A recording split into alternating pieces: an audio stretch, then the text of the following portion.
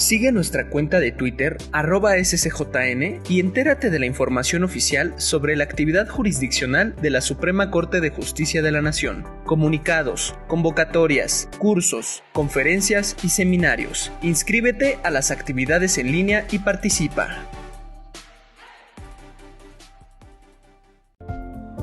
Bienvenidas y bienvenidos a Casas de la Cultura Jurídica. Las Casas de la Cultura Jurídica son espacios públicos que ofrece la Suprema Corte de Justicia de la Nación a la sociedad, para dar a conocer el desempeño de las funciones jurisdiccionales del Alto Tribunal y del Poder Judicial de la Federación. Están distribuidas en las principales ciudades de todos los estados de la República. En las Casas de la Cultura Jurídica brindamos servicios a distancia, como apoyo y orientación para consulta y descarga de tesis aisladas y jurisprudencias, libros digitales, resoluciones de la Suprema Corte de Justicia de la Nación. Contamos con diferentes eventos y actividades jurídicas en línea, como jornadas de difusión y consulta de la jurisprudencia, mesas de análisis, cuaderno de jurisprudencia, talleres para búsqueda de información jurídica por Internet, charlas con la Suprema Corte, talleres de aproximación a los métodos de investigación documental, martes de jurisprudencia, un día en la Corte y mucho más. Desde cualquier dispositivo, la cultura jurídica está a tu alcance. Entra a www.sitios.scjn.gov.mx/Casas Cultura. Casas de la Cultura Jurídica, el poder de la justicia.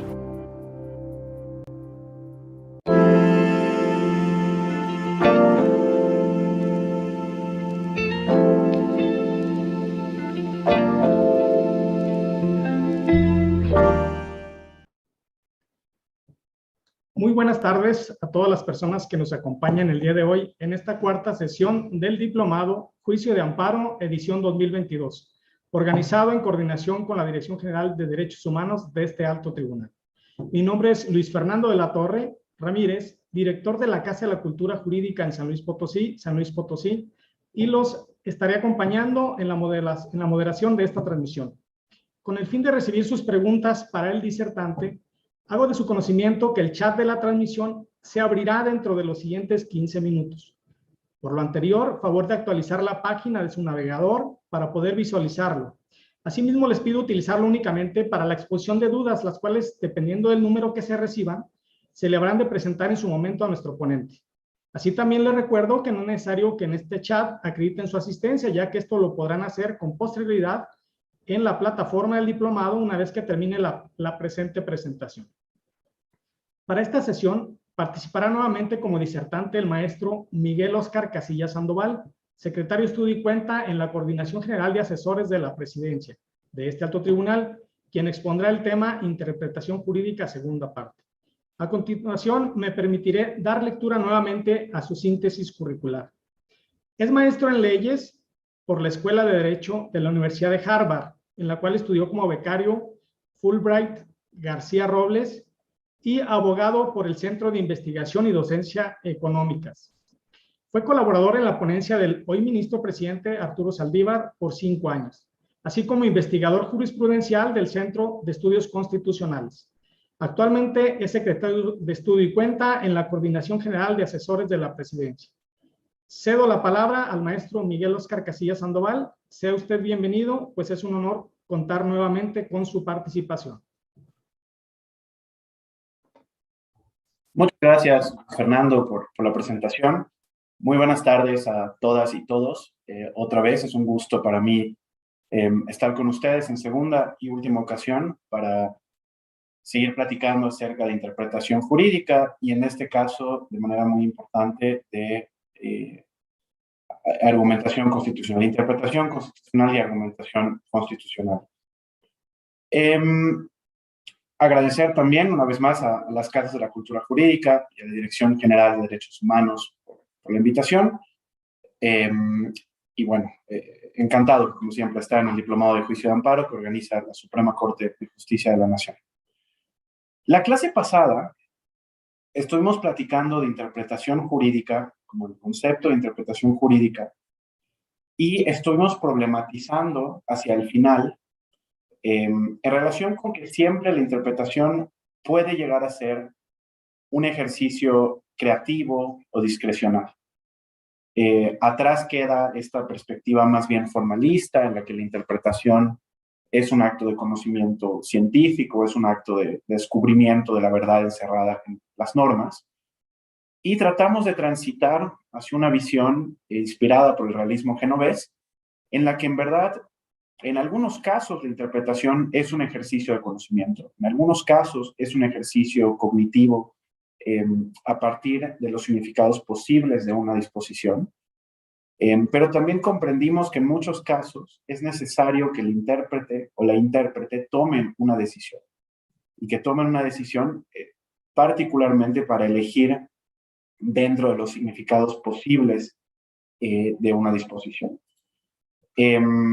Una vez que revisamos esta visión más bien realista y escéptica de la interpretación, pues cerramos la sesión explorando un poco el problema de la argumentación constitucional. Y es ahí donde quisiera retomar esta conversación.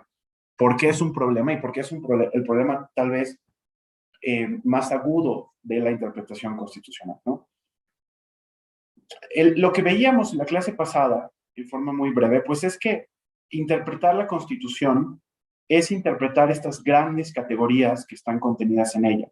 Categorías como libertad, como igualdad, como dignidad, que son principios muy amplios de carácter evaluativo, en los que normalmente la sociedad tiende a tener diferencias importantes, ¿no? No diferencias de significado, no porque piensen que significa una cosa y entonces alguien piensa que significa otra cosa, libertad, sino porque tenemos concepciones distintas de la justicia y tenemos visiones ideológicas distintas de cuál es el alcance de la libertad, de cuál es el alcance de la dignidad, etcétera, ¿no? Y estos problemas pues hacen que sea especialmente delicado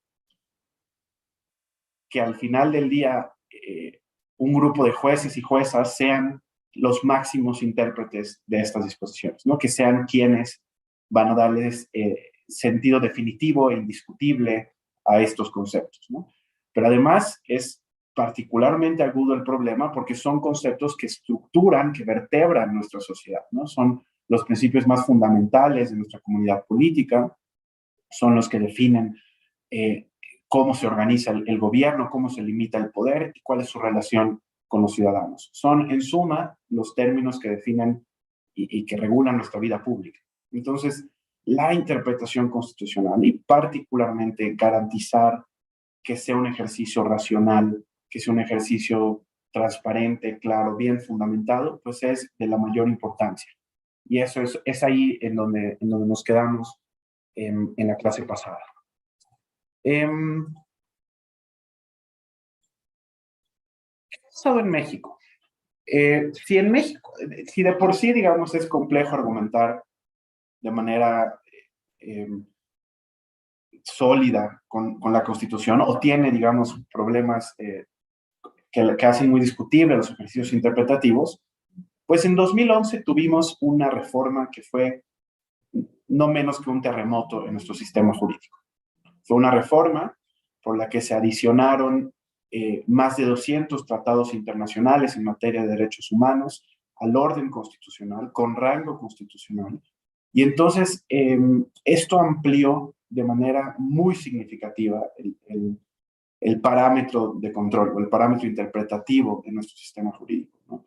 Entonces, imagínense ustedes que nuestro problema de interpretación pues, se hizo varias veces más grande, 210 veces más grande, ¿no? más delicado, porque ahora el catálogo de derechos fundamentales que forman parte de nuestro sistema jurídico pues, es mucho más amplio. Y eso lo que implica pues, es, por un lado, que hay un ámbito muy amplio para deliberar cuáles son los significados de nuestra vida pública, pero por otro lado que hay una enorme responsabilidad sobre la Suprema Corte como máximo intérprete de la Constitución. Era un reto particularmente grave, de esto ha escrito mucho el ministro presidente Arturo Saldívar, dado que la Corte no tenía las herramientas argumentativas en ese momento para interpretar estos nuevos derechos de fuente internacional y hacerlos vigentes en nuestro sistema jurídico, ¿no? Nuestra Corte estaba más familiarizada, ahora que ya lo hemos platicado, con una visión más bien formalista del derecho y de la interpretación constitucional, el formalismo jurídico, ¿no? Entonces, esta idea de verse obligadas y obligados a ser profundamente creativos y creativas, no para decir un disparate, por supuesto, sino para hacer efectivo el ejercicio de derechos fundamentales que constituyen norma suprema, constituyen parámetro de control, pues era un desafío mayúsculo.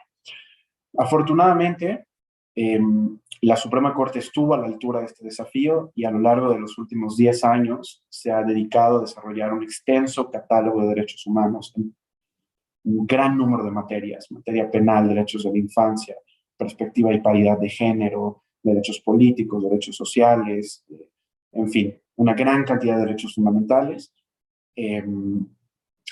Y la pregunta que va a orientar la discusión el día de hoy es ¿cómo? ¿Cómo le hizo la Corte para pasar de una reforma que estaba en el papel a una realidad? Para dotar de contenido, de detalle, de criterios y lineamientos, pues un montón de derechos humanos que simplemente nunca habían sido interpretados ni dotados de contenido en México. Esa es la pregunta. Y yo diría que hay muchas respuestas dependiendo desde qué perspectiva se adopte, o más bien se aborde esta pregunta.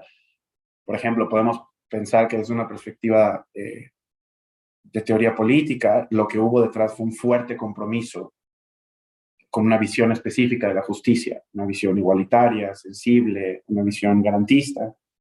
Pero lo que nos interesa a nosotras y nosotros en esta clase de interpretación y en este diplomado de juicio de amparo es con qué herramientas argumentativas lo hizo posible, ¿no? Y como les adelantaba la clase pasada, yo diría que son principalmente 4. Primero, el principio pro persona, que obliga a todas las autoridades, y en especial a los jurisdiccionales, pues a maximizar la protección de los derechos fundamentales. Además, a través del principio de interpretación conforme, que obliga a todas las autoridades, y especialmente a las jurisdiccionales, a interpretar todo el orden jurídico conforme a la Constitución, a la luz de la Constitución. Y eso significa varias cosas que vamos a ver con cuidado.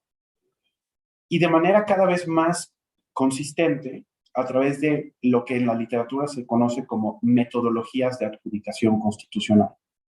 Esa palabrota, un montón de términos, métodos de adjudicación constitucional, que no es otra cosa que lo que ya anunciaba Alexi cuando decía que era posible limitar la discrecionalidad en la argumentación constitucional. Son reglas, es un conjunto de reglas o de procedimientos que nos permiten estructurar la argumentación y las razones de un modo claro, sistemático y transparente, ¿no? Y en esta sesión me gustaría hablar de 3 en particular: el test de razonabilidad, el test de igualdad y el test de proporcionalidad, que es en donde me parece ocuparemos la mayor parte del tiempo. Entonces, bueno, eso es un poco el menú para el día de hoy. Eso es lo que vamos a estar platicando y vamos a comenzar pues, sin mayor preámbulo. El principio pro persona. El artículo 1 de la Constitución General dice, como todos ustedes saben, en los Estados Unidos mexicanos, todas las personas gozarán de los derechos humanos reconocidos en esta Constitución y en los tratados internacionales de los que el Estado mexicano sea parte, así como de las garantías para su protección, cuyo ejercicio no podrá restringirse ni suspenderse, salvo en los casos y bajo las condiciones que esta Constitución establece. El párrafo 2 dice: las normas relativas a los derechos humanos se interpretarán de conformidad con esta Constitución y con los tratados internacionales de la materia, favoreciendo en todo tiempo a las personas la protección más amplia. Entonces, lo que nos dice el artículo 1 en su primer párrafo es que nos dice cuáles son los derechos en México. Nos dice que los derechos en México tienen 2 fuentes, pero ambos, digamos, con independencia de estas 2 fuentes, constituyen la norma suprema de nuestro sistema jurídico, ¿no? No importa si los derechos provienen de la Constitución o de tratados internacionales, son derechos fundamentales sin distinción de rango, que pertenecen a las personas y que deben garantizarse por el Estado mexicano, ¿no? Esta cuestión de que los derechos forman parte de un solo parámetro integrado de constitucionalidad fue decidida por la Suprema Corte en un asunto de la mayor importancia, que es la contradicción de tesis 293-2011, a propuesta del hoy ministro presidente Arturo Saldívar. No voy a hablar a profundidad de la 293 porque escapa al objeto de esta charla, pero es importante que conozcan o que tengan muy claro que es ahí en donde el Pleno de la Suprema Corte apuntala que el parámetro de control son los derechos humanos con independencia de si vienen de la Constitución o de tratados internacionales. El párrafo segundo lo que nos dice es cómo interpretar estas normas, ¿no? Nos dice, las normas relativas a los derechos se interpretarán conforme a esta Constitución y favoreciendo en todo tiempo a las personas la protección más amplia. Entonces, en este párrafo hay dos principios o dos reglas. En esta disposición hay dos normas, para quienes recuerdan la clase pasada. La primera es que las normas se tienen que interpretar conforme a la Constitución, y la segunda es que las normas de derechos humanos se tienen que interpretar siempre buscando la máxima protección a la persona. ¿Y cómo se aplica esto en sede judicial? Esto se aplica a través del principio pro persona. El principio pro persona, la Corte Mexicana lo ha conceptualizado como una obligación constitucional que tiene, digamos, dos vertientes. Por un lado, como criterio de selección normativa. Por otro lado, como criterio de interpretación. Como criterio de selección normativa o de resolución de antinomias, lo que nos dice el principio pro persona es que cuando estés frente a dos o más normas de derechos humanos que no es posible armonizar y ambas sean aplicables, tienes que elegir aquella que proteja más a la persona. Entonces, si eres una abogada, un abogado, si eres una persona que trabaja en impartición de justicia y estás frente a dos normas de derechos humanos en las cuales no puedes armonizarlas y tienes que seleccionar una de ellas, tienes que elegir la que proteja mejor a la persona, la que desarrolle de forma más expansiva la libertad, la dignidad, la igualdad de la persona. Por otro lado, también como criterio de selección normativa, el principio pro persona nos dice, si estás frente a una disposición que tiene dos normas posibles, de una misma disposición, recordemos la clase del lunes, dos normas posibles, tienes que acoger a aquella que maximice también la protección de los derechos humanos. ¿De acuerdo? Entonces, bueno, como criterio de selección de normas, lo que nos dice el principio pro persona es, siempre que tengas que elegir entre dos reglas, aplica la que mejor protege a la persona. Ahora, el principio pro persona tiene una segunda vertiente, que es como criterio interpretativo. Y como criterio interpretativo, lo que nos pide es construir de la forma más extensiva posible los derechos humanos en juego, y no de forma restrictiva. Entonces, digamos que lo que nos da son unos lentes interpretativos que nos invitan a maximizar la protección de un derecho fundamental en vez de leerlo de manera restrictiva, de manera minimalista, de manera que tienda, digamos, a la irrelevancia, ¿no? Entonces, a nivel, digamos, conceptual, esto es lo que nos dice el principio pro persona, ¿no? Yo creo que un muy buen ejemplo de la aplicación del principio pro persona es el caso, el amparo en revisión 159-2013, ponencia del ministro Arturo Saldívar, acerca del estado de interdicción, que fue la primera sentencia en la que se reconoció el modelo social de la discapacidad como una obligación constitucional derivada de la Convención de los Derechos de las Personas con Discapacidad para ser aplicada a la figura de la interdicción en México. ¿Y por qué es un buen caso del principio pro persona? Porque ahí se dotó de contenido el derecho de las personas con discapacidad a vivir una vida en igualdad y a ser tratadas con plena igualdad de condiciones. Pero no solo se reconoció este derecho, sino que se reconocieron un cúmulo muy detallado de condiciones indispensables para el ejercicio de este derecho. Y entonces se estableció de manera muy puntual cuáles son los deberes que tiene a su cargo el juez o la jueza que conozca un procedimiento de interdicción a fin de tratar de manera igualitaria, con sensibilidad y sin discriminación a una persona con discapacidad. Se establecieron todos los parámetros para que estas personas accedan a un trato, o más bien accedan a estos servicios sin dificultades, sin barreras que impidan el ejercicio de sus derechos.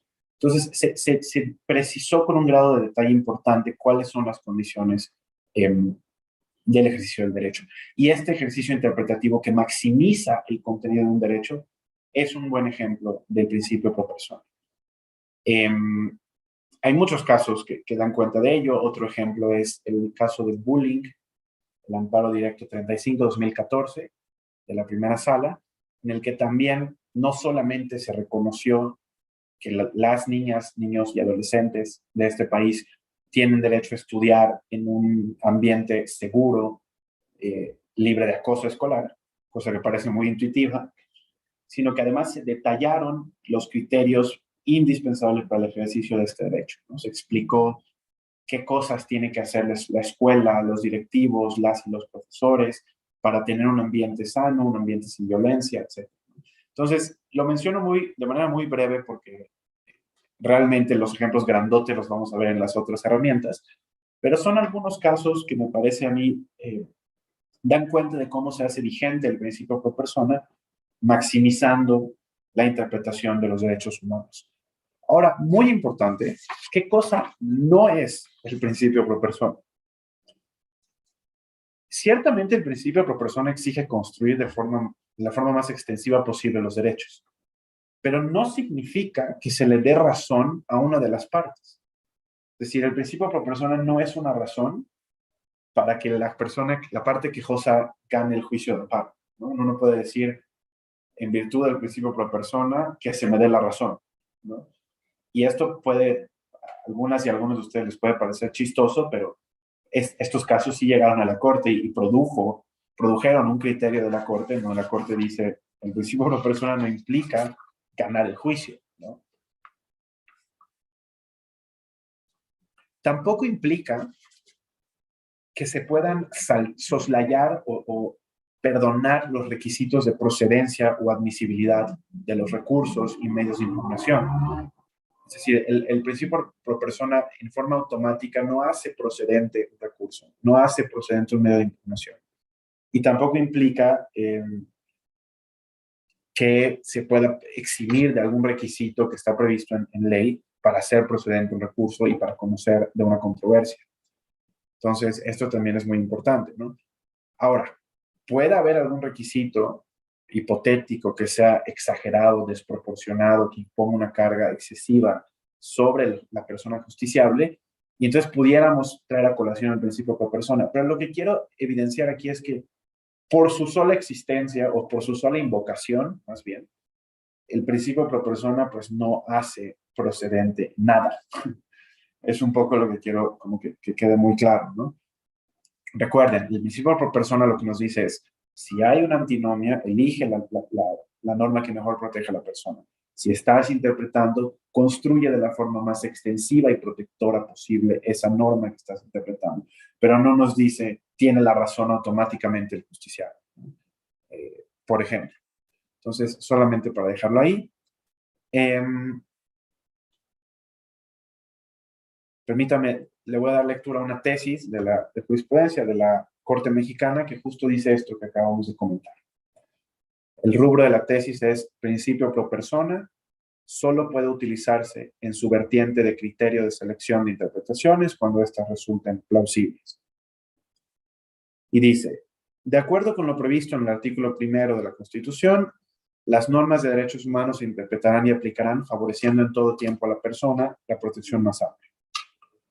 Ello implica que el principio pro persona opera como un criterio que rige la selección entre o bien dos o más normas de derechos humanos que siendo aplicables tengan contenidos que sea imposible armonizar y que por tanto exijan una elección, o dos o más interpretaciones admisibles de una norma de modo que se acoja a aquella que adopte el contenido más amplio o la limitación menos restrictiva del derecho. Y luego dice, ahora bien, la primera sala de la Corte sostuvo que el principio pro persona no puede entenderse como una exigencia para que se resuelva de conformidad con las pretensiones de la parte que lo invoque, ni como un permiso para soslayar el cumplimiento de requisitos de admisibilidad o procedencia de recursos y medios de impugnación, aunque sí exige que su interpretación se realice en los términos más favorables a las personas. Lo anterior refleja que el principio pro persona debe beneficiar a quienes participen dentro de un procedimiento jurisdiccional, ya que opera como criterio para determinar el fundamento, alcance, regulación y límites de los derechos humanos de cada uno. Entonces, este es un criterio importante que quería traer a colación para tratar de definiendo un poco los límites del principio pro persona. Eso es todo lo que voy a decir por ahora, porque ya son 5:30 y tenemos otros 3 grandes temas que cubrir. Es todo lo que diré del principio pro persona. Entonces, vamos ahora a platicar de la interpretación conforme.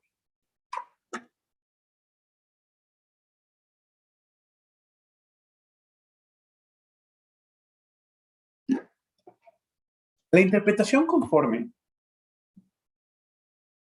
surge como respuesta a una necesidad práctica de la justicia constitucional. Surge como una necesidad para hacer más operativa la justicia. Originalmente, el modelo de control concentrado de constitucionalidad, lo único que le permitía hacer a los jueces y juezas constitucionales era invalidar la ley o reconocer su validez. Esas eran las únicas dos opciones posibles. Y por mucho tiempo, los tribunales constitucionales que se diseñaron bajo este modelo, pues funcionaron con estas dos herramientas. El problema, como todas y todos ustedes ya saben si vinieron a la clase pasada, es que una misma disposición puede generar varias normas. Y no solo eso, una misma disposición puede tener algunas normas constitucionales y algunas normas inconstitucionales, o algunos significados válidos y otros inválidos. Entonces, los tribunales empiezan a verse en este binomio incómodo entre validez y nulidad, en el que solo tienen dos opciones: o expulsan una disposición porque tiene un significado posiblemente inválido, aunque tenga otros que sí son constitucionales, o reconocen, dejan viva una disposición porque tiene algún significado constitucional, a pesar de que algunos de sus significados sean inconstitucionales. Entonces, este es un problema, porque se vuelve un dilema incómodo para el Tribunal Constitucional. Y es así como surge la idea de que los tribunales deben poder hacer una tercera cosa, no solo validar o invalidar, sino empezar a reconocer que una disposición puede tener una norma constitucionalmente válida. Entonces surge la idea de que cuando una disposición admita un significado constitucional, el tribunal tiene que elegir y explicitar ese significado y no invalidar la disposición, ¿no? Entonces noten cómo la interpretación conforme surge gracias a que teníamos la distinción entre disposición y norma, o surge reconociendo más bien que teníamos esta distinción. Y pues esto lo que produjo es que ahora los tribunales constitucionales no solo borren normas del sistema o las dejen válidas, sino que realicen una glosa interpretativa de la ley a partir de la Constitución, indicando cuáles son los entendimientos válidos, cuáles son las lecturas o las aplicaciones válidas de las leyes. Reconociendo o partiendo de que, como he dicho, una disposición puede tolerar varias interpretaciones posibles. ¿Y por qué es importante esto? Esto es importante también en virtud de un principio que es el principio de conservación de las leyes y el principio de la presunción de constitucionalidad de la ley. Que lo que hacen básicamente es decirnos que en principio un tribunal constitucional debe presumir que las leyes son válidas, que el legislador o la legisladora pues hicieron un ejercicio legítimo y entonces tiene que evitar en la medida en la posible invalidar leyes que puedan mantenerse vivas de alguna manera. Entonces, ¿cómo se pueden mantener vivas? Pues haciendo una interpretación conforme, es decir, eligiendo aquel significado de la disposición que es conforme a la Constitución, precisando aquel significado que es válido. y tal vez precisando aquellos que no son constitucionales, ¿no? Entonces, para precisar el concepto, la interpretación conforme no es otra cosa que una herramienta que permite al Tribunal Constitucional evitar la expulsión de una disposición que puede ser entendida de algún modo constitucionalmente válida. El concepto de interpretación conforme, así entendido, pues da lugar a un concepto novedoso en la literatura, que es el concepto de sentencias interpretativas. Sentencias en las que las cortes pues hacen este ejercicio de interpretar las leyes a la luz de la Constitución y decirnos cómo deben entenderse para ser válidas, ¿no? Sentencias en las que no se expulsa la norma, pero tampoco se reconoce totalmente su validez, sino que se precisa cómo tiene que entenderse esa disposición, qué norma tiene que entenderse que deriva de esa disposición para reconocerla como válida. Entonces, este es el concepto de sentencias interpretativas, ¿no? Sentencias en las que el fallo se pronuncia sobre el contenido normativo de un precepto sin afectar a su texto, o sea, sin borrarla, por ejemplo, del sistema jurídico. Y la literatura distingue entre dos grandes grupos de sentencias interpretativas. Sentencias interpretativas en sentido clásico, ordinario, y sentencias manipulativas. Y ahora voy a hablar un poco de eso.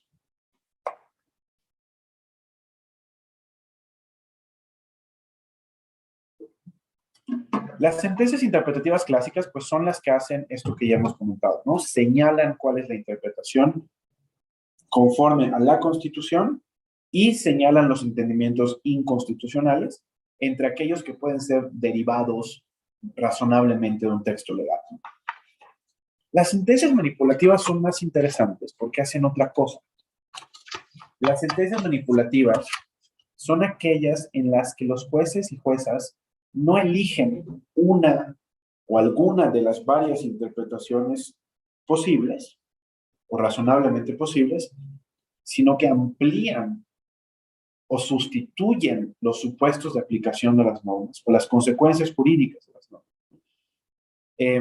Estas resoluciones lo que hacen básicamente es extender o reemplazar el contenido normativo a través de la manipulación de la norma para adecuarla a la Constitución. Entonces, es una operación bien diferente. Es una operación en la que ya no se está eligiendo el significado posible, sino que se está modificando la norma para hacerla congruente con la Constitución. En las sentencias manipulativas, pues realmente, en principio, se opera con disposiciones que ya no admiten ningún significado constitucional. Todos sus significados son inválidos, por lo cual el tribunal se ve obligado a remediar la norma, pues confeccionando algún significado constitucional que se inserta en el orden jurídico. Entonces estamos realmente frente a un uso constructivo o extensivo de la interpretación conforme. Una herramienta que puede ser pues incluso más objetada o más problemática que la interpretación conforme en sentido clásico, ¿no? ¿Y cuáles son las críticas? Pues ustedes ya las conocen. Un poco cuando hablábamos el lunes de construcción en vez de interpretación, pues ¿cuál es la legitimidad democrática del Tribunal Constitucional para hacer esto? Que está legislando, que invade las competencias legislativas del Congreso, ¿no? Porque no está eligiendo alguno de los significados semánticamente posibles, sino que está suplantando el texto legislativo sin legitimidad democrática, sin credenciales democráticas, ¿no? Incluso Rubio Llorente, por ejemplo, un constitucionalista, dice que estas sentencias violentan al máximo el sistema de división de poderes, que es el fundamento mismo de toda la arquitectura constitucional. Entonces, bueno, hay críticas duras a estos ejercicios, pero lo cierto es que ocurren con mucha frecuencia y con mucha regularidad y verdaderamente con buenas razones para hacerlo. ¿Cuáles son algunas de esas buenas razones? Una primera es que hacer esto, hacer interpretaciones manipulativas o constructivas del orden jurídico, es que es una obligación constitucional. El primero constitucional, así empezamos esta clase, lo dice textualmente, al decirnos que las normas se interpretarán de conformidad con esta Constitución. Y la Suprema Corte, tanto en el expediente Varios 912-2010 como en la contradicción de tesis 293-2011, lo dijo con todas sus letras. Se tiene que hacer una interpretación de todo el orden jurídico a la luz de la Constitución. Entonces, es una obligación constitucional, pero además de que es una obligación constitucional, parece que hacerlo es indispensable para irradiar el contenido valorativo de la Constitución en todo el ordenamiento jurídico, ¿no? Para adecuar la ley y todo el contenido de la ley a los valores y principios de la Constitución. Dice Díaz Reborio, que es otro constitucionalista, en ocasiones la Constitución exige actuaciones positivas del legislador para dar efectividad a sus mandatos. Y pues en estos casos, el silencio del legislador, el silencio del Congreso, el hecho de que el Congreso no diga algo, no regule algo, sería constitucionalmente problemático, porque podría privar a un importante segmento de la Constitución de su valor normativo, ¿no? Por lo tanto, el Tribunal Constitucional se puede ver en la necesidad de completar la obra del legislador para acomodarla a los mandatos constitucionales, ¿no? Entonces, desde esta óptica, la interpretación conforme manipulativa o creativa o constructiva, pues es indispensable para adecuar la ley a la Constitución. Y los principios de la Constitución se vuelven los insumos para la construcción normativa, ¿no? Y la chamba de un tribunal constitucional se convierte en una actividad reconstructiva de la ley para adecuarla a los valores de la norma fundamental, ¿no? Entonces, esta es una buena razón de peso para entender que esto es un ejercicio legítimo. Otra buena razón, pues, es la protección de los derechos en casos complejos, ¿no? En casos en los que expulsar la norma es insuficiente para proteger el derecho humano en cuestión. Déjenme darles un ejemplo muy sencillito al que vamos a regresar después. Matrimonio igualitario. Se trata de una norma que decía el matrimonio es un contrato civil celebrado entre un hombre y una mujer con fines recreativos y para perpetuar la especie, una cosa así, ¿verdad? Se ayuda mucho. Entonces, esa norma obviamente viola o discrimina a las parejas que tienen una preferencia sexual diversa y quieren contraer matrimonio. Si la Corte invalida esa norma, no soluciona el problema, porque lo único que haría es que estaría eliminando la institución del matrimonio y dejaría sin acceso a esta institución tanto a las parejas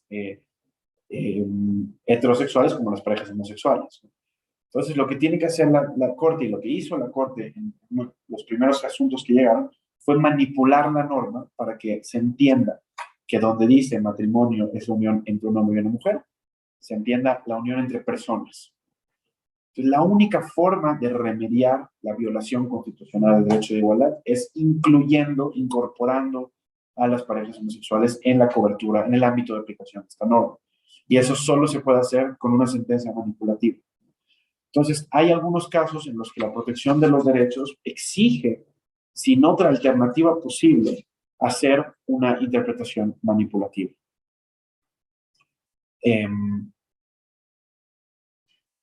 Muy bien, vamos a ver un ejemplo más detallado de interpretación conforme que hizo la Corte Mexicana, particularmente la primera sala, y este ejemplo es el amparo directo en revisión 5373-2014, 5373-2014, sobre presunción de inocencia.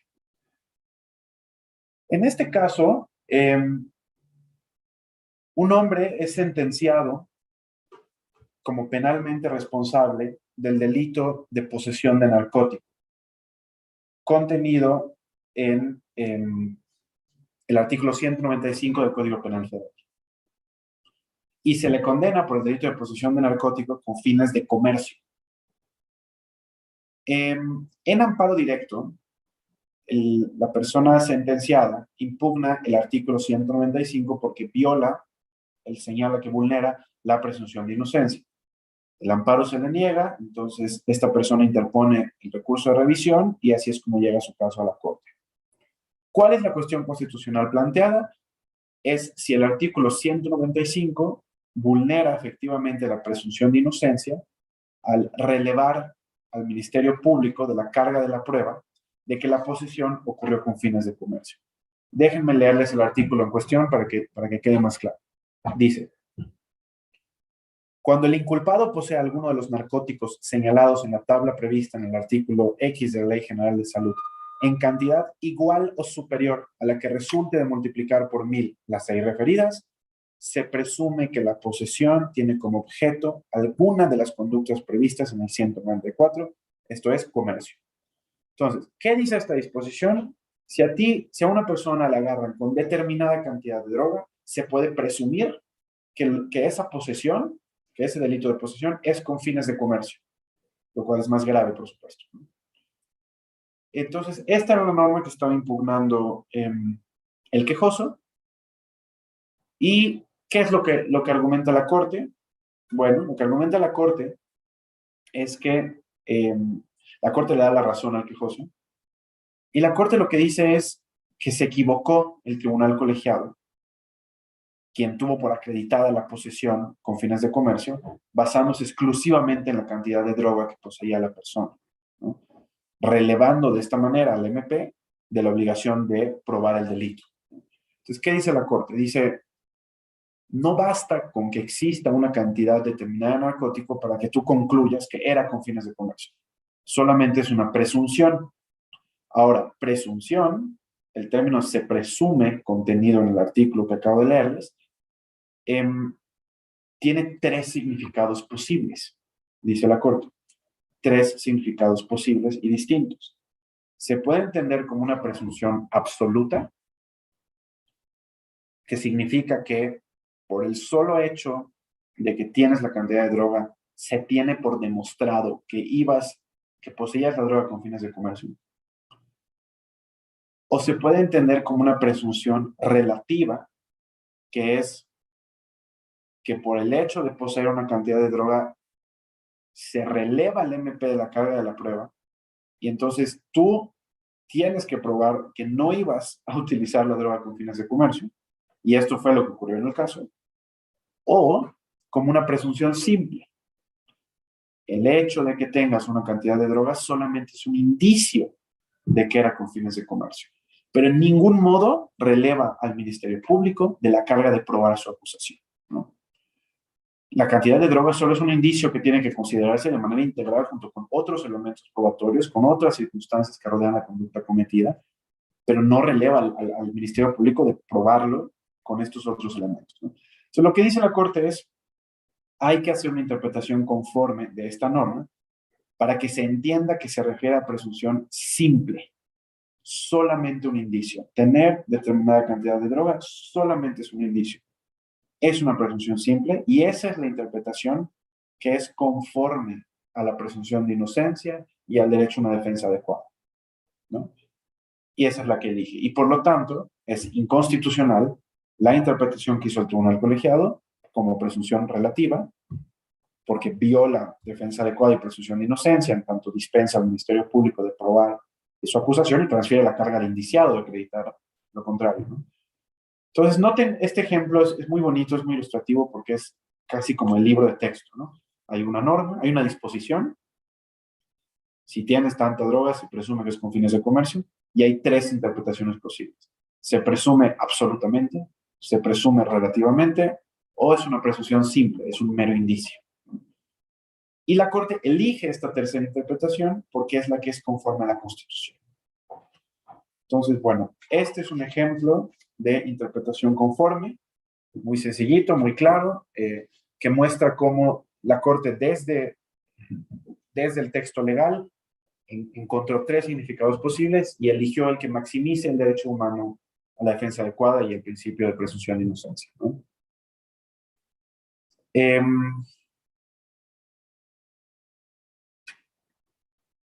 Hasta aquí con el principio de presunción, perdón, con el principio de interpretación conforme.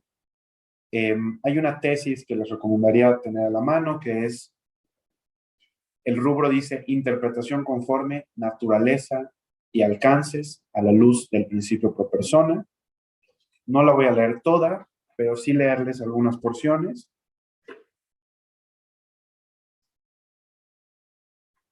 la exigencia de que las normas a la hora de ser aplicadas se interpreten de acuerdo con los preceptos constitucionales, de forma que en caso de que existan varias posibilidades de interpretación, se elija aquella que mejor se ajuste a lo dispuesto por la Constitución. Esto dice la Corte, es el concepto de interpretación conforme.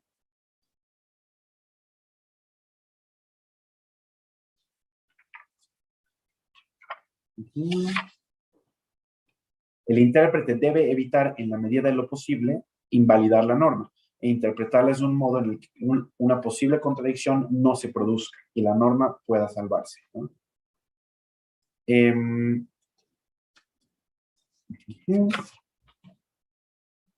Y esto es a lo que quería llegar, ¿no? Hoy en día, el principio de interpretación conforme de todas las normas del ordenamiento se ve reforzado por el principio pro persona, contenido en el artículo 1 de la Constitución General, el cual obliga a maximizar la interpretación conforme en aquellos escenarios en los cuales dicha interpretación permita la efectividad de los derechos fundamentales de las personas frente al vacío legislativo que puede provocar una declaración de inconstitucionalidad de la norma. Entonces, pensemos en este caso que platicábamos, ¿no? Si la Corte no hacía una interpretación conforme, lo único que puede hacer era invalidar la norma que dice que si tienes determinada cantidad de droga, entonces estabas poseyendo la droga con fines de comercio.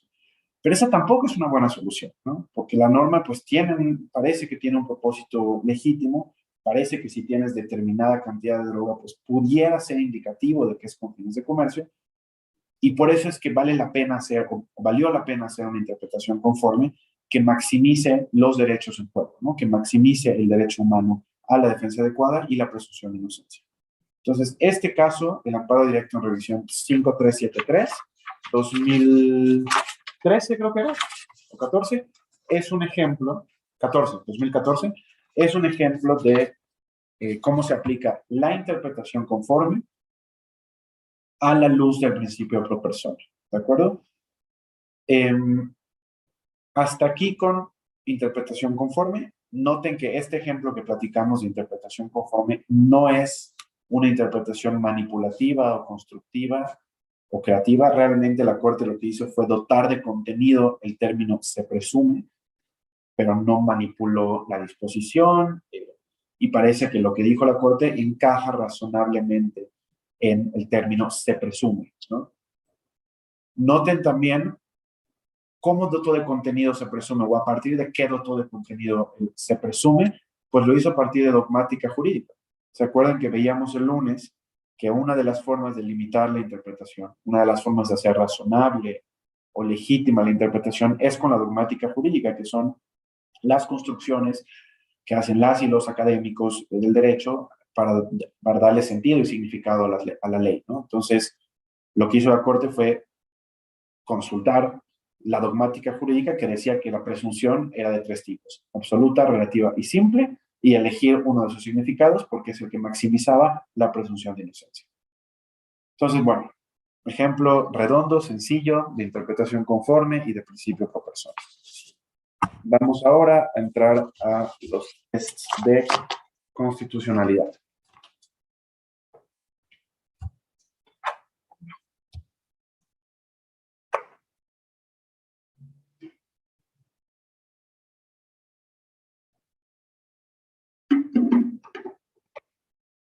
Como les comentaba al inicio de la clase, existen hay que hacer una nota metodológica. Existen muchos tests y muchas metodologías de adjudicación en el mundo. Y estas metodologías, pues, no es que estén en piedra, no están en ninguna Biblia, no están en ningún lado que tenga de hecho es discutible siquiera si están en la Constitución.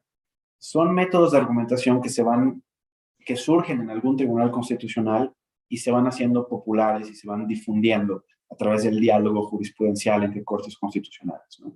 Son, de hecho, uno de los temas más apasionantes del derecho constitucional comparado, porque son el producto de intercambios y de diálogos entre distintos tribunales de distintas jurisdicciones constitucionales. Sin embargo, en nuestra tradición, en México, diría que los que voy a presentarles ahora son 3 metodologías que se han asentado con razonable estabilidad en nuestro discurso y en nuestra doctrina constitucional, ¿no? Pero sí quiero dejar claro que estos solamente son métodos de argumentación que pueden servir, que pueden elegirse para argumentar y que en la medida en la que se usen más, pues van a darle coherencia y consistencia al trabajo de una corte. Pero no son, digamos, sacramentos, no es algo que si no se hace, entonces no estás argumentando bien, ¿no? Son métodos, piénsenos así, ¿no? Como cánones interpretativos, métodos interpretativos que permiten estructurar la argumentación, pero no son una obligación divina, ni mucho menos, ¿no? Ni, como decía yo, ni siquiera sé si constitucional. Aunque hay quien dice que sí, hay quienes argumentan que sí. El primero es el test de razonabilidad. El segundo es el test de igualdad y el tercero es el test de proporcionalidad. ¿Para qué sirve cada uno? ¿Cuándo usamos test de proporcionalidad, cuándo razonabilidad y cuándo igualdad? Bueno, si estamos analizando si una norma viola un derecho fundamental en general, si una norma restringe un derecho fundamental en general, cualquier derecho, libertad de expresión, libertad de asociación, libertad de religión, generalmente usamos el test de proporcionalidad que tiene 4 pasos. Si se trata de una distinción, o sea, el legislador hace una distinción con base en una categoría sospechosa. ¿Qué es una categoría sospechosa? Alguna de las categorías especialmente protegidas en el artículo 1 de la Constitución General, como edad, condición social, preferencia sexual, género, usamos test de igualdad. Si estamos, por último, ante una distinción que no está basada en una categoría sospechosa, no está basada en raza, sexo, edad, preferencia sexual, origen étnico, no está basada en nada de esto, usamos un test de razonabilidad de 2 pasos. Me faltó decir que el test de igualdad tiene 3 pasos. Entonces, vamos a empezar, creo que con el más sencillo, que es el test de razonabilidad. En mi opinión, ese es el más sencillo. El test de razonabilidad procede, como les decía, cuando hay una distinción que no está basada en una categoría sospechosa. ¿Y qué es lo que tiene que hacer la Corte o quien esté argumentando con el test de razonabilidad? Tiene que verificar si la medida en cuestión, la norma que se está analizando, 1, tiene un fin legítimo, persigue un propósito legítimo, como lo es la salud, la educación, la seguridad nacional, el derecho a la vivienda, el orden público, los derechos de terceros, en fin. Tiene que ser un fin legítimo. Y segundo, si es una medida adecuada para alcanzar el fin buscado.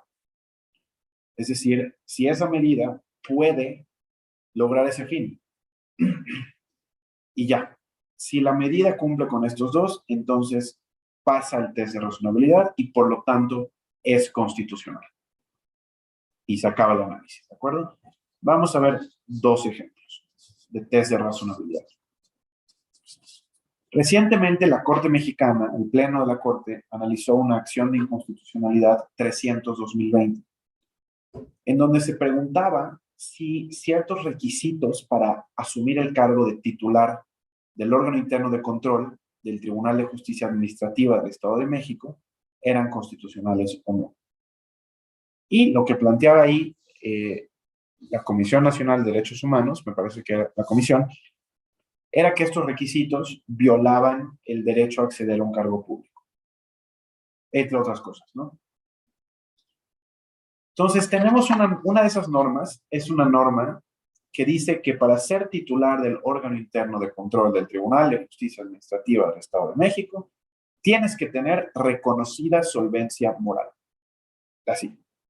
¿Se imaginan la lista de requisitos? Ser mayor de edad, ser mexicano o mexicano por nacimiento, tener una reconocida solvencia moral. Este término tan chistoso no me lo estoy inventando yo, así estaba en la disposición. Entonces, lo que tenemos aquí es una distinción que no está basada en una categoría sospechosa, ¿no? Lo único que se hace es que si tienes reconocida solvencia moral, entonces puedes acceder al cargo, si no, no puedes, ¿no? y lo que hay que hacer es un test de razonabilidad. El ministro presidente Arturo Saldívar en este asunto hizo exactamente eso. Lo que hizo fue, él no era el ponente, él nada más estaba votando el asunto, y lo que hizo fue proponer un test de razonabilidad. Y él dijo, mira, a ver, a mí me parece que exigir que una persona que va a ocupar el cargo de titular del órgano interno de control, pues sí debería tener reconocida solvencia moral, y por lo tanto este requisito respeta el derecho de acceso a cargos públicos, ¿no? ¿Por qué? Primero, la medida persigue un fin legítimo. Este requisito de solvencia moral atiende a la exigencia de idoneidad del cargo, porque la persona que va a estar en este cargo va a ejercer funciones de responsabilidades administrativas y de combate a la corrupción. Y esto es congruente con lo que establece la Constitución, que exige el cumplimiento de los principios de legalidad, eficiencia, economía, transparencia y honradez para el ejercicio de estos cargos públicos. Y de la misma forma, este requisito es adecuado. O sea, puede lograr su finalidad porque los órganos internos de control forman parte de los sistemas locales anticorrupción. Razón por la cual es necesario que la persona que los presida no solo cuente con buenas capacidades técnicas, sino que se trate de alguien a quien las personas o la sociedad vean como una figura de autoridad o respecto de las cuales no existe una percepción de infamia. Entonces, ¿qué está diciendo el ministro presidente aquí? Lo que está diciendo es, se trata de servidores públicos que finalmente van a vigilar, investigar y castigar la conducta de las otras personas. Para lo cual hace sentido, parece razonable que se pida que tengan cierta solvencia moral, ¿no? La norma busca un propósito, un fin que es legítimo y puede lograrlo, es idónea para lograrlo, porque permite mantener la congruencia entre el aspirante o la aspirante y las funciones del cargo, ¿no? Entonces, bueno, en virtud de esta razón, el requisito es razonable y por lo tanto es constitucional, ¿no? Muy sencillo, hay un fin legítimo, asegurar la honradez, la norma lo consigue porque se asegura de que quien llega al cargo tenga cierta solvencia moral, lo que digamos, está conectado con la fiscalización de recursos públicos, con las facultades de vigilancia que va a ejercer este cargo, la persona en este cargo. Entonces, este es un ejemplo de cuando sí es razonable una medida y pasa el test de razonabilidad. Vamos a ver ahora un ejemplo contrario, en donde no pasa el test de razonabilidad.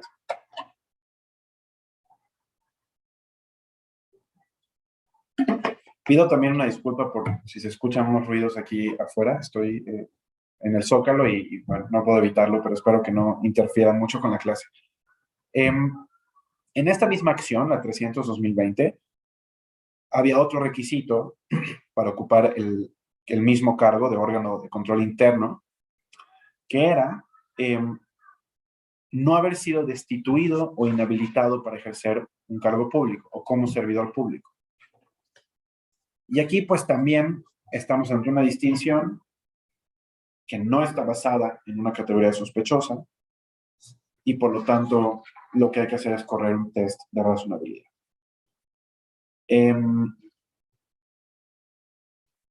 Y por lo tanto lo que hay que determinar es si esta norma tiene un fin legítimo y si es adecuada para cumplir ese fin.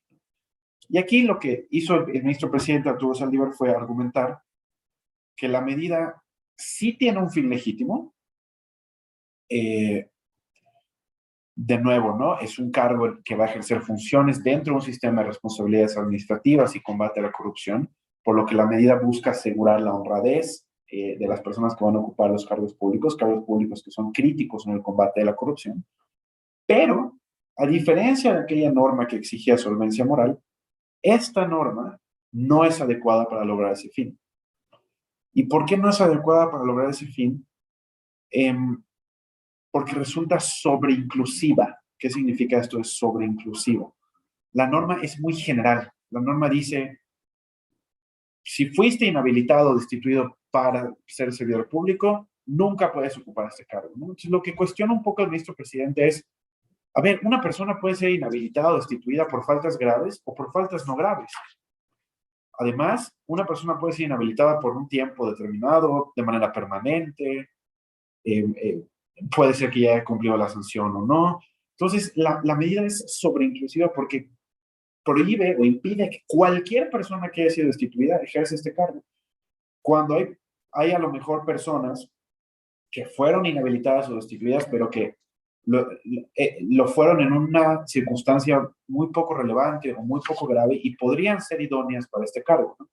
Entonces, en ese sentido, la norma es exageradamente amplia, es sobreinclusiva y por lo tanto no es idónea para cumplir su fin, que es garantizar la honradez en el servicio público. Entonces, aquí tenemos un ejemplo de una norma que no pasa el test de razonabilidad. Ok. Vámonos ahora con test de igualdad. Recordemos, el test de igualdad procede cuando se hace una distinción que sí está basada en una categoría sospechosa. Es decir, que sí se hace con base en alguna categoría como lo es edad, discapacidad, origen social, discapacidad, preferencia sexual, género. Estas categorías que son especialmente protegidas por la Constitución porque son grupos que han sido históricamente marginados, históricamente discriminados y merecen una protección robusta de la Constitución General. En estos casos, el test es particularmente intenso. Y ahorita van a ver cómo es mucho más intenso que el test de razonabilidad. Intenso en el sentido de que exige muchas más razones con un grado mucho más elevado de escrutinio, ¿no? Para saber si una medida pasa un test de escrutinio estricto, tiene que tener no un fin legítimo, como razonabilidad, sino una finalidad imperiosa. Imperiosa. ¿Y qué significa esto de imperiosa? Que debe ser un objetivo constitucionalmente importante, no solo legítimo, es decir, no solo tiene que ser un fin que no sea una barbaridad, sino que tiene que ser un fin constitucionalmente relevante, ¿no? Entonces, pensemos aquí en principios constitucionales, en derechos fundamentales, tiene que ser un fin importante. Pero además, no basta con que la medida sea idónea como en razonabilidad. Es decir, no basta con que esté conectada con el fin, sino que tiene que estar estrechamente conectada, estrechamente vinculada con esta finalidad constitucionalmente imperiosa, ¿no? Es decir, no basta con que esté potencialmente conectada con ese objetivo, tiene que estar directamente conectada con ese objetivo. Pero además, en tercer y último lugar, la distinción tiene que ser la medida menos restrictiva posible para conseguir la finalidad imperiosa desde el punto de vista constitucional. Es decir,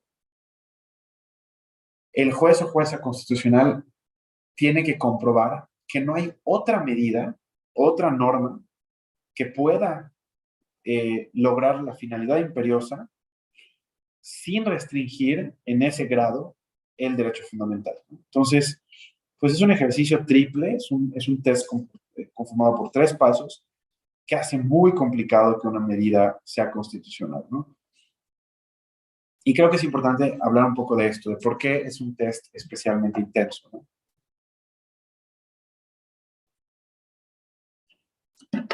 Es un test especialmente intenso porque si una norma está haciendo una distinción con base en una categoría de las protegidas por el primero constitucional, que son grupos históricamente marginados, sistemáticamente discriminados, perseguidos, vulnerados e invisibilizados, es muy posible que esa norma tenga un propósito discriminatorio de fondo.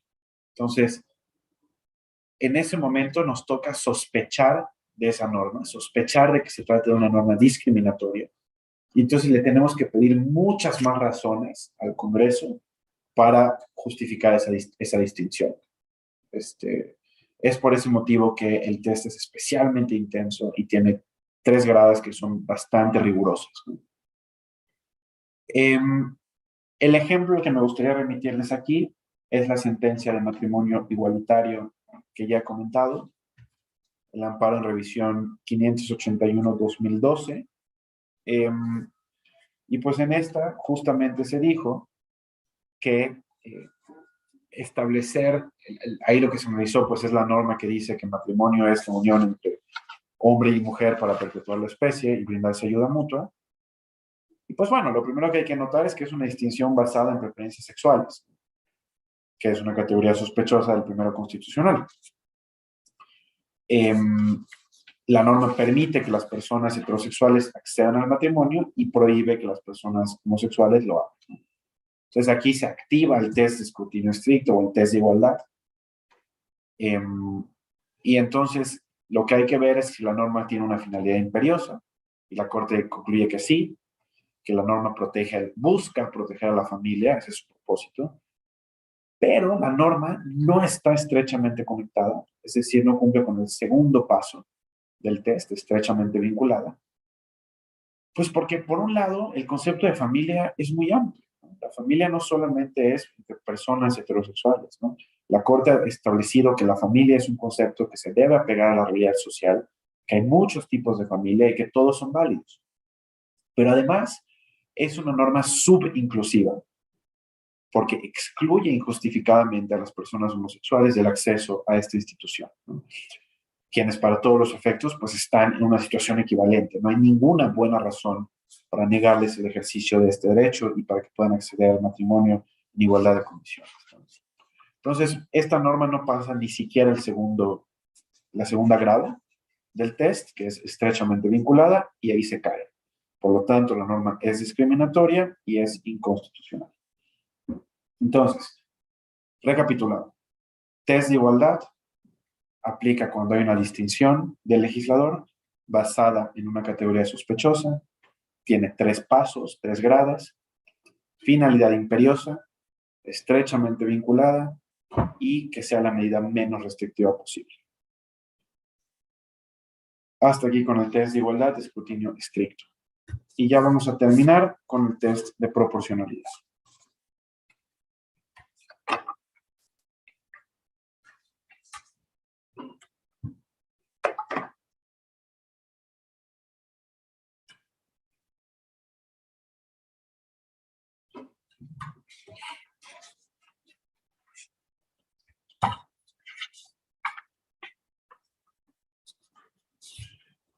El test de proporcionalidad sirve para analizar si limitaciones a derechos fundamentales en general son constitucionales o no.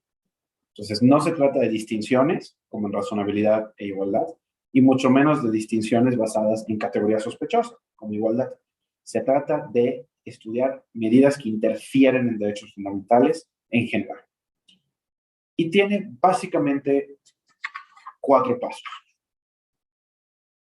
El primer paso es que la medida persiga un fin constitucionalmente válido. Entonces, se parece más bien a aquella primera grada del test de razonabilidad, un fin legítimo, constitucionalmente válido. No nos exige un fin imperioso o constitucionalmente importante como en el test de igualdad. Y esto es así porque aquí no estamos ante una categoría sospechosa de la que podamos sospechar, valga la redundancia, que el legislador está haciendo una distinción con el propósito de discriminar o perpetuar la marginación o la opresión contra un grupo marginado, ¿no? Estamos ante una norma que interfiere en un derecho y por lo tanto basta con que tenga un fin constitucionalmente válido. En segundo lugar, la medida tiene que ser idónea para satisfacer en alguna medida su propósito constitucional. Entonces, hasta aquí es básicamente un gemelo del test de razonabilidad. Fin legítimo, idoneidad. Pero el test de proporcionalidad tiene 2 pasos adicionales.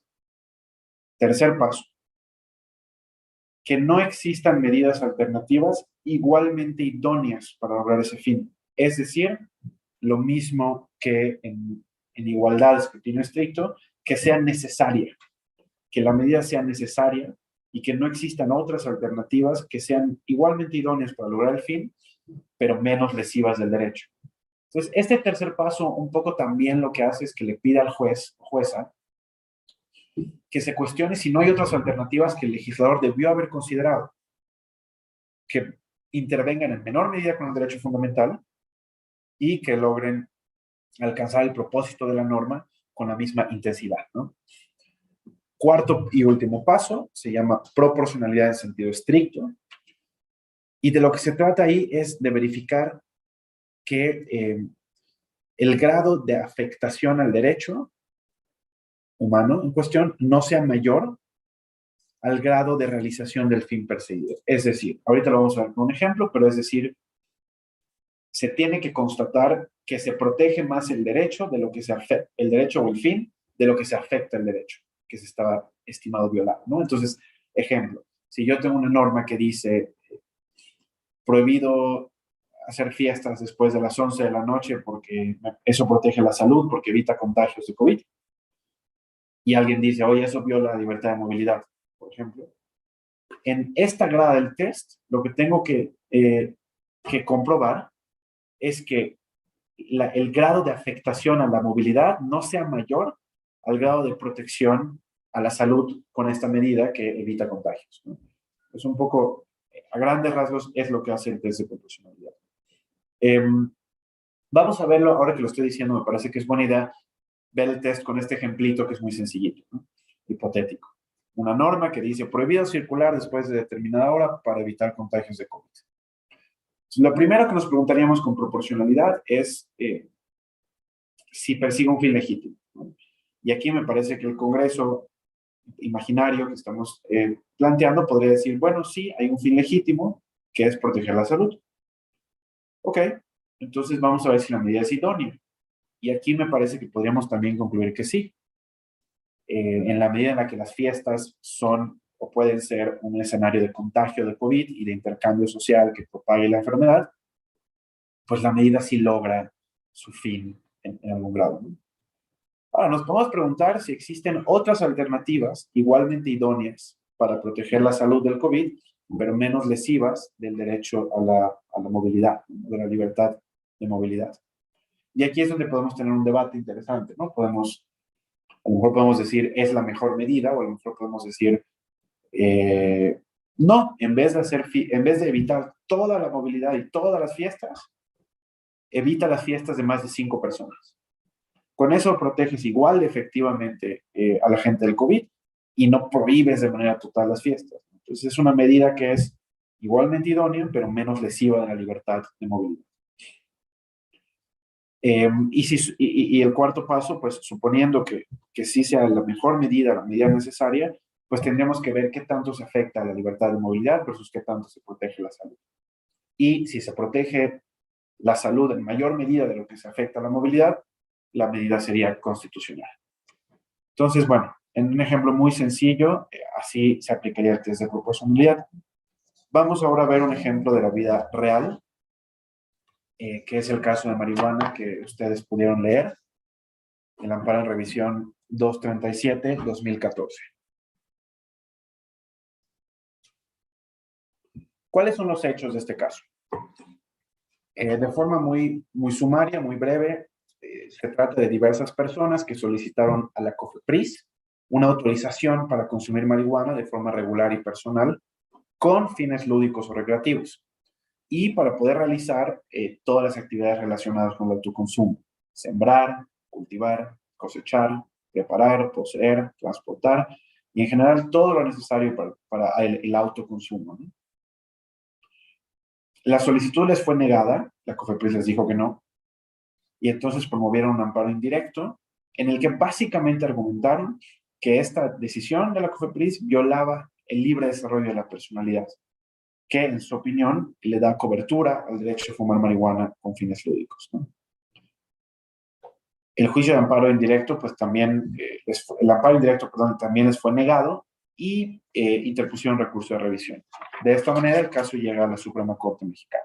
Entonces, bueno, simplificando mucho este caso, ¿cuál es la pregunta que surge? Pues la cuestión constitucional planteada es si es inconstitucional la prohibición absoluta del consumo, del autoconsumo lúdico de la marihuana con fines recreativos, ¿no? O sea, si viola o no el libre desarrollo de la personalidad. ¿Qué concluyó la Corte? Ustedes lo saben ya. Concluyó que son inconstitucionales las normas de la Ley General de Salud que prohíben que la Secretaría de Salud emita autorizaciones para realizar los actos relacionados con el autoconsumo de marihuana. Y lo hizo con base en un test de proporcionalidad, ¿no? ¿Cómo construye su test la Corte? La Corte lo primero que advierte, pues, es que la Constitución mexicana protege una visión muy robusta de libertad personal, una visión de libertad personal que rechaza el paternalismo injustificado y rechaza también el perfeccionismo desde el Estado. ¿Qué es esto del perfeccionismo desde el Estado? Que rechaza la imposición de modelos de virtud desde el Estado. Nuestra Constitución protege una libertad fuerte, que rechaza la idea de que el Estado te diga cómo debes vivir tu vida para que sea una vida válida, una vida legítima. Y esta visión, pues, lo que hace es subrayar el valor de la autonomía personal, el valor de la posibilidad de que cada quien elija libremente su proyecto de vida y lo materialice y tenga condiciones para hacerlo realidad sin que nadie le diga que está mal, ¿no? Sin que nadie valore, juzgue su proyecto de vida. Entonces, bueno, la Corte en suma reconoce que hay una libertad para realizar cualquier conducta que no dañe a terceros, ¿no? En este contexto, la Corte entiende que existe un derecho fundamental al consumo lúdico de la marihuana, ¿no? Que la decisión de qué sustancia consumimos y las experiencias que generan en nuestra cabeza, pues corresponden al fuero más interno de la persona, ¿no? Corresponden a la autonomía de la persona. Y, por lo tanto, están protegidas estas decisiones por el libre desarrollo de la personalidad. Déjenme leerles un parrafito muy chiquito de la Corte, ¿no? Dice la Corte: teniendo en cuenta que el consumo de marihuana puede afectar los pensamientos, las emociones y o las sensaciones de una persona, debe concluirse que la decisión de un individuo mayor de edad de tener esa experiencia con fines lúdicos se encuentra protegida prima facie por el por el derecho al libre desarrollo de la personalidad. Entonces, lo primero que hace la Corte es, sí, esta conducta que nos están pidiendo que reconozcamos como legítima, sí está protegida por un derecho constitucional. Ahora, no todo derecho humano, más bien, ningún derecho humano es absoluto, ¿no? Sino que los derechos pueden ser intervenidos siempre que se interfieran de forma proporcional. O sea, se pueden limitar los derechos, se puede limitar la movilidad, por ejemplo, en una pandemia, siempre y cuando esa limitación sea proporcional. ¿Y cómo sabemos si es proporcional? Pues a través de un test de proporcionalidad, ¿no? Y lo que hace la Corte es que corre los 4 pasos del test para la prohibición del consumo lúdico de marihuana. ¿Qué dice la Corte? Ustedes ya lo saben. Bueno, pues primero, la medida sí tiene un fin constitucionalmente válido. Y ese fin no es otra cosa que la protección de la salud, tanto personal como colectiva, ¿no? Y mantener el orden público. Entonces, la Corte dice, bueno, estos 2 fines que persigue el Congreso, pues son legítimos, están en la Constitución y por lo tanto son finalidades constitucionalmente válidas. En segundo lugar, la Corte se pregunta si la medida es idónea, es decir, si existe una relación entre prohibir la marihuana de forma absoluta y proteger la salud y el orden público, ¿no? Y aquí lo que hace la Corte es un ejercicio muy interesante de revisar exhaustivamente la evidencia científica disponible para saber qué tanto afecta a la salud el consumo de la marihuana. Y revisa más de 100 estudios provenientes de universidades y organismos académicos de prestigio que fueron publicados en revistas o revistas arbitradas o en publicaciones editoriales que están, digamos, auditadas por la comunidad científica. Y de esta revisión exhaustiva concluye pues que los daños de la marihuana son mucho menores a lo que se cree generalmente, que las afectaciones respiratorias de fumar o las afectaciones psiquiátricas que existen pues son muy debatidas y ocurren con muy poca probabilidad, ¿no? Además de que el grado de adicción o la probabilidad de contraer adicción es muy menor, es 9%, que es mucho menor al de tabaco, alcohol y drogas más duras. Pero encuentra que sí hay algún riesgo a la salud menor y sí hay un riesgo al orden público al conducir. Las personas que conducen vehículos con el consumo de marihuana, o sea, que han consumido marihuana y conducen vehículos, pues sí que tienen una reducción de su capacidad para manejar vehículos y reaccionar y por lo tanto ponen en riesgo a las demás personas, ¿no? Y esto es pues una afectación al orden público, ¿no? Entonces, prohibir la marihuana, en suma, sí protege en algún grado la salud y protege en algún grado el orden público. Entonces hacemos check, la medida ha sido. Donde empieza a ponerse interesante es en necesidad, el tercer paso. Acuérdense, necesidad lo que nos dice es, valora si no existen alternativas a esta medida que estás analizando que sean igualmente idóneas, pero menos lesivas del derecho fundamental.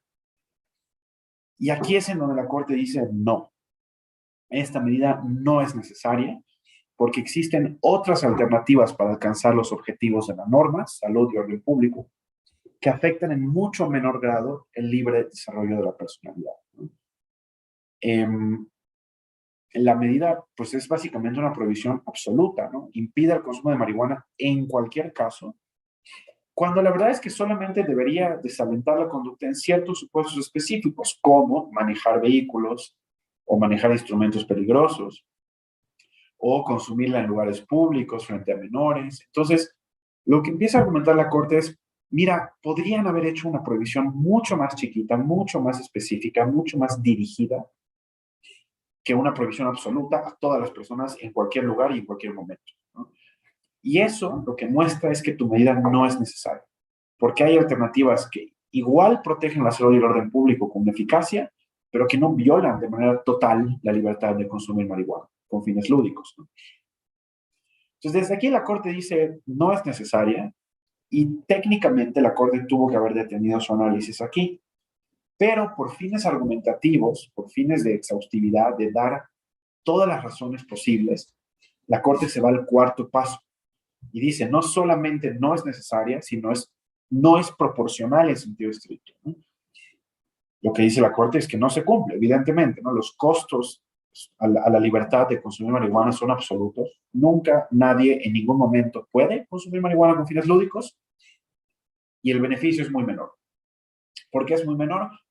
Porque las afectaciones de la marihuana a la salud son muy chiquitas, porque los riesgos de las personas que conducen bajo el efecto de marihuana pues están ahí, son importantes, pero no son comparables con la intensa interferencia en el libre desarrollo de la personalidad.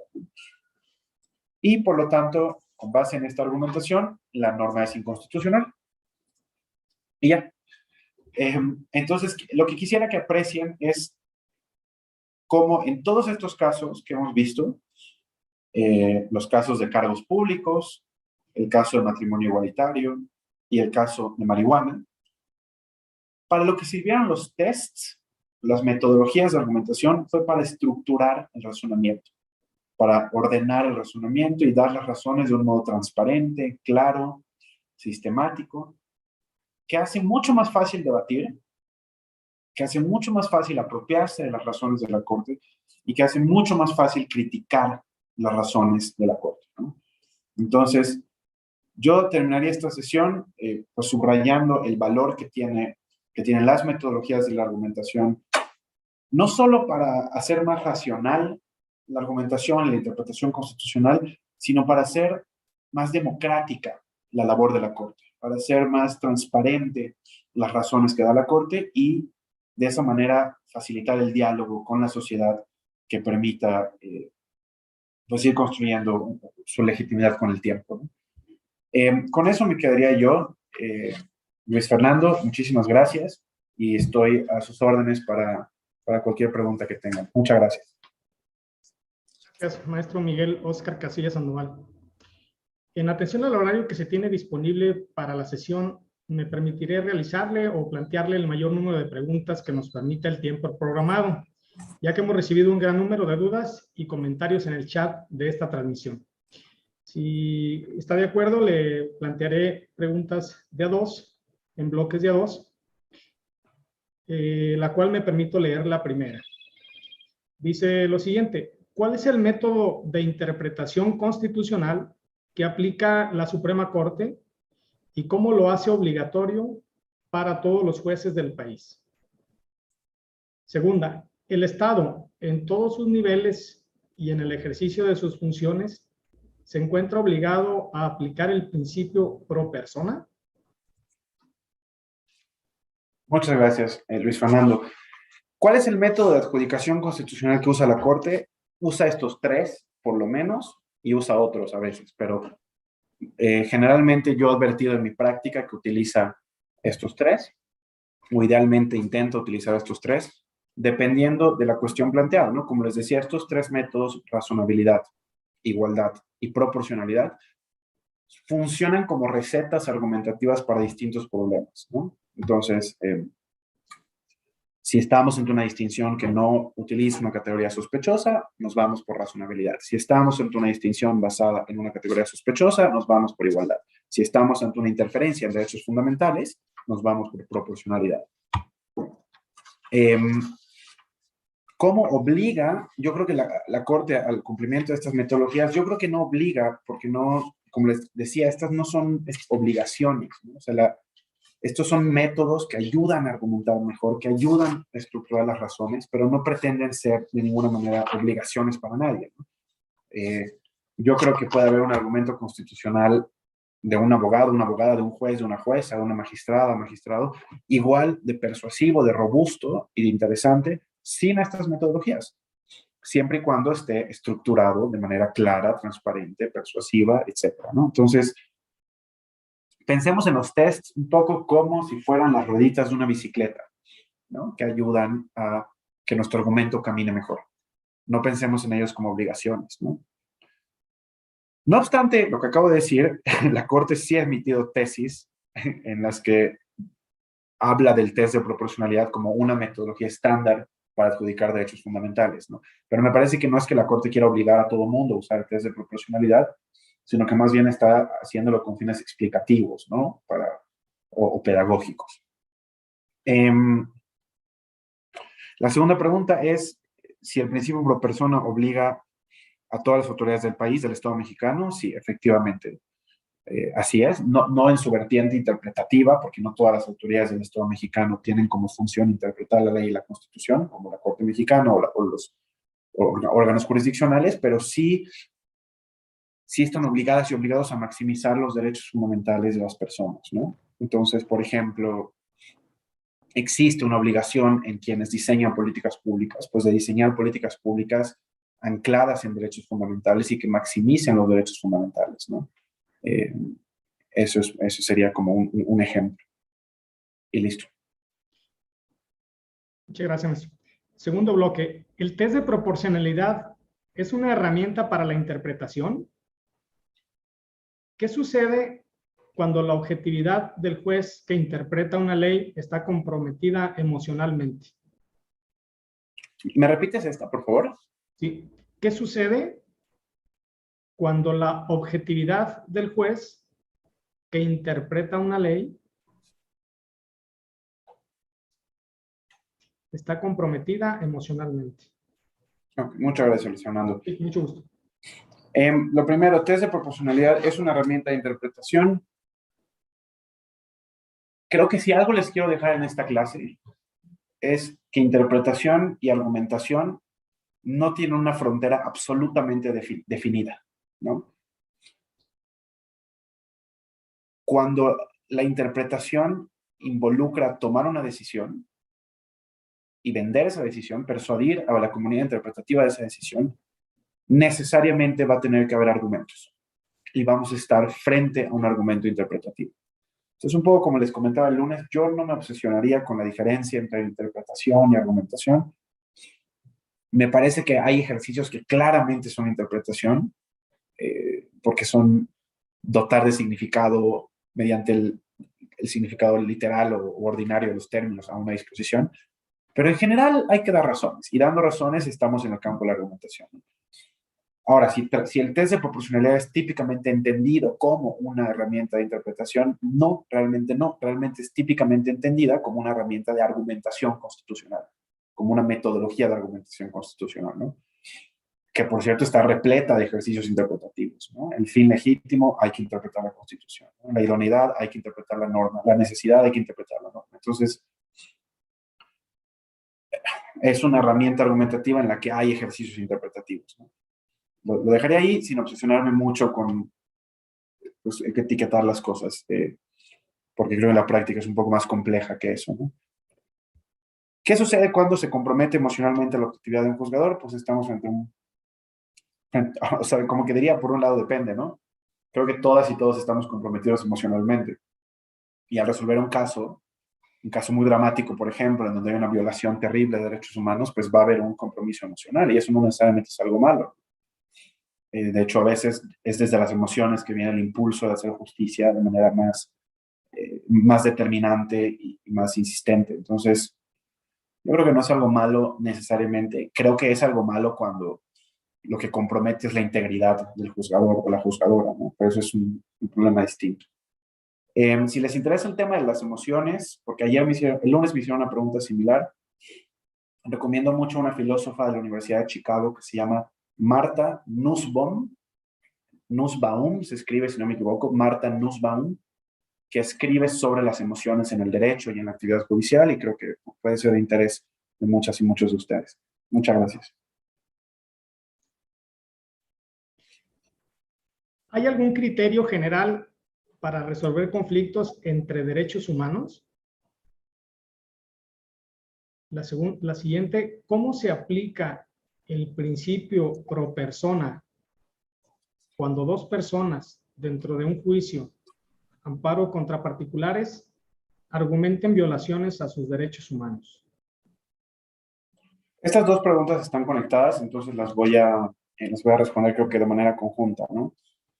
Me parece que el interés subyacente en estas preguntas es pues que los derechos humanos son igual de importantes todos y que todas las personas tenemos los mismos derechos. Entonces, ¿qué pasa cuando hay un conflicto entre derechos? Y un poco lo que ha hecho la Corte es que ha realizado ejercicios de ponderación, pero no ponderación para saber qué derecho es más importante en abstracto. Es muy complicado hacer ejercicios de ponderación en abstracto, es decir, ¿qué importa más, la libertad de expresión o la libertad de identidad? Así en abstracto, pues es dificilísimo definirlo, ¿no? Desde la filosofía incluso. Lo que más bien hace la Corte es que hace una ponderación en el caso, considerando los efectos concretos de una norma, ¿no? Entonces, básicamente hace un test de proporcionalidad, pero en su cuarta etapa, que es proporcionalidad en sentido estricto, ¿no? Tengo un caso en mente. Hay una norma, ahora no recuerdo el número, pero lo que hace es que si en un juicio de reconocimiento de paternidad, la persona demandada se niega a hacerse un examen genético para determinar la filiación respecto de un menor o una menor de edad, se presume la paternidad. Y la persona demandada, pues, impugna esta norma y dice, oye, esto es inconstitucional. O sea, ¿cómo puede ser que si no quiero dar mi ADN para ver si este es o no es mi hijo o mi hija, se presuma que soy el papá, ¿no? Algo así decía el argumento. Entonces ahí tenemos un conflicto de derechos, ¿no? Tenemos lo que argumentaba la parte quejosa era que se violaba su derecho creo que a la privacidad, porque decía, el hecho de que yo tenga que dar mi información genética vulnera mi derecho a la privacidad y como a la privacidad corporal. Y pues por otro lado, la persona que demandaba a este señor, pues decía, oye, se está violando el derecho a la identidad del menor, que tiene el derecho de saber quién es su papá, ¿no? Entonces ahí no es que la Corte resolvió el caso, pero no lo resolvió diciendo, ¿qué importa más, la identidad o la privacidad? Sino que viendo los efectos de la norma, la Corte dijo, a ver, hay que ponderar, ¿cuál es el costo en términos de derecho a la privacidad? ¿Qué tanto va a sufrir esta persona, ¿no? Si la obligamos a hacerse la prueba genética? Y pues la prueba genética es algo así como que te pones una cosita de madera en la lengua y ya está. No hay más. No te quitan un brazo, no te sacan sangre de la médula espinal, no te sientan en nada, no te obligan a hacer nada. Es una cosa de saliva muy sencilla. ¿Cuál es el costo al derecho humano a la identidad de no saber quién es tu progenitor? Pues la Corte ahí lo que razonó es, pues es un costo muy alto, ¿no? Saber de dónde venimos, saber cuál es nuestra historia, pues al final es constitutivo de quiénes somos, ¿no? Entonces, no se puede negar este derecho porque el costo es muy elevado frente al beneficio que se lograría en el derecho a la privacidad. Entonces, por lo tanto, la Corte reconoció la validez de esta norma y reconoció que si la persona no quiere dar su hacerse la prueba genética, pues es válida la presunción de paternidad, ¿no? Este es un ejemplo. Lo que quiero que advirtamos del ejemplo es o sea, que sí se resuelven estos conflictos, pero no se resuelven en abstracto, ponderando derechos al aire, sino en el caso viendo las repercusiones concretas de la norma. Listo. Con eso creo que respondo este set de preguntas. Siguiente pregunta. ¿El principio pro persona debe ser aplicado en cualquier materia jurídica o únicamente en materia de derechos humanos? ¿Existe algún límite para la Suprema Corte respecto a la interpretación creativa? Gracias, Luis Fernando. A ver, los derechos humanos son la materia, ¿no? O sea, no hay ninguna materia, ni fiscal, ni laboral, ni penal, ni civil, ni mercantil, ninguna materia que escape a los derechos humanos. Entonces, en la medida en la que el principio pro persona es connatural de ejercicio de los derechos, su aplicación es transversal a todas las materias del derecho, ¿no? Más bien esa sería mi respuesta. Y esto no es porque no es nada más porque nos gusten mucho los derechos humanos en la Corte y por eso nos gusta que todo sea sobre derechos humanos. Es porque la Constitución General, norma suprema, vinculante de todo el orden jurídico, coloca a los derechos humanos como normas preeminentes que condicionan el contenido de todas las normas del sistema y de todos los actos de aplicación del sistema. Entonces, vivimos en una democracia constitucional que exige que toda la actividad legislativa, toda la producción legislativa en cualquier materia de derecho se sujete a la Constitución. Y eso significa que el principio pro persona aplica a todas las materias del derecho, ¿no? ¿Cuál era la siguiente pregunta? Perdón, no la apunté. Sí, Disculpa. con mucho gusto la leo nuevamente. Muchas gracias. ¿Existe algún límite para la Suprema Corte respecto a la interpretación creativa? Claro.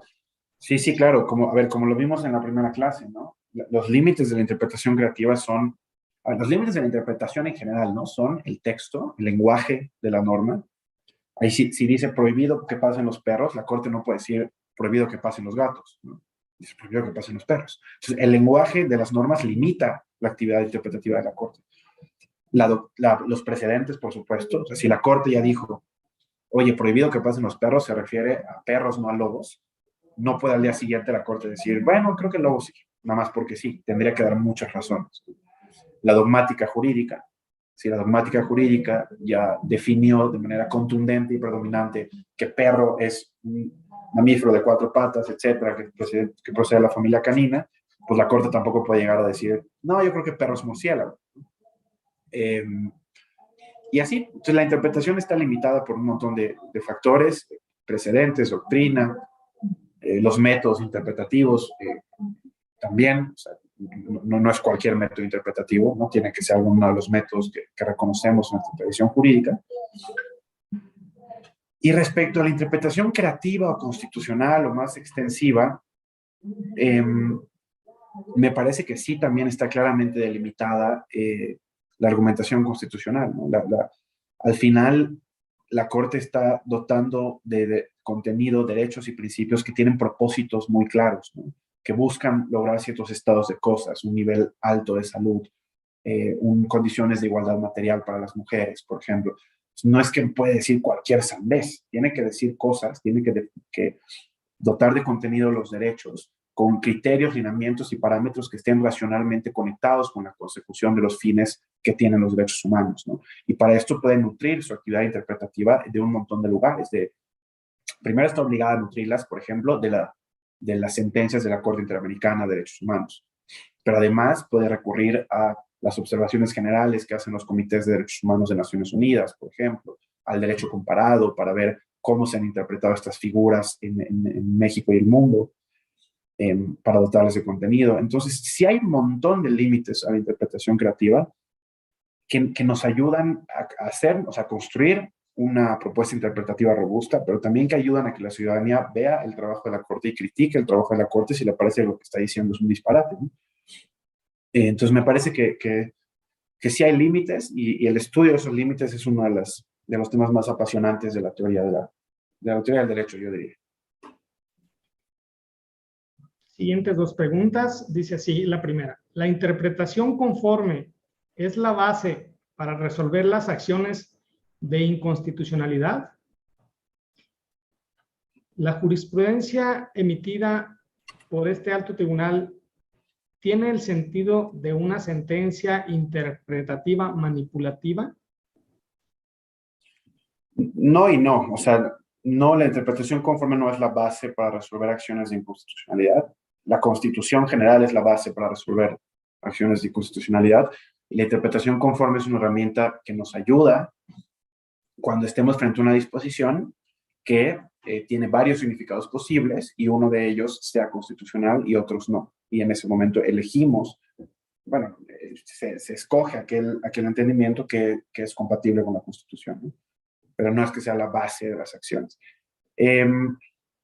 Y la segunda pregunta, ¿me la puedes recordar, Luis Fernando? Discúlpame. Tu micrófono, perdón.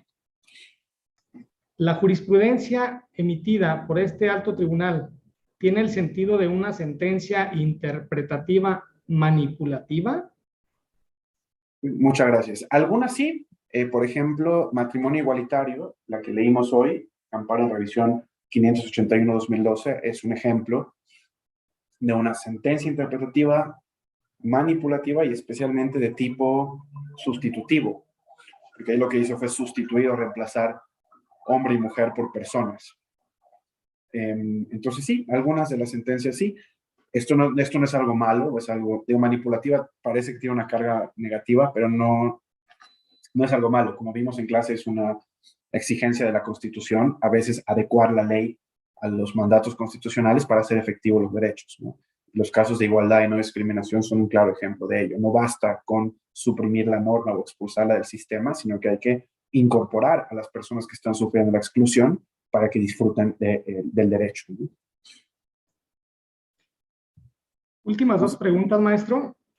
Dice, la primera, ¿cuál es la base legal de la interpretación manipulativa y la finalidad de su aplicación? Última, ¿por qué no prevalece el principio pro persona ante la prisión preventiva como medida cautelar? Bueno, la segunda es una pregunta, como decía, es una pregunta que está dirigida para que yo acepte una serie de premisas que creo que se escapan a los fines pedagógicos de esta sesión, ¿no? La primera pregunta sí me parece que ayuda a entender el tema que estamos platicando hoy. ¿Cuál es el fundamento de las sentencias manipulativas? Yo diría que el fundamento es la necesidad práctica de adecuar la ley a la Constitución, o sea, de adecuar el orden jurídico a la Constitución, porque como decíamos, ¿no? La Constitución exige ciertos contenidos, exige que ciertas normas estén de cierta manera y otras que no estén. Entonces, la única manera de hacer esto, en algunos casos, es mediante la operación interpretativa del Tribunal Constitucional, ¿no? Entonces, ese sería el fundamento, pero no hay una base legal, es decir, no hay una ley general de interpretación conforme que nos diga, las sentencias manipulativas encuentran su fundamento en el código. O sea, es un fundamento que viene, me parece a mí, de una necesidad de orden práctico, de hacer efectiva la Constitución. Y ya.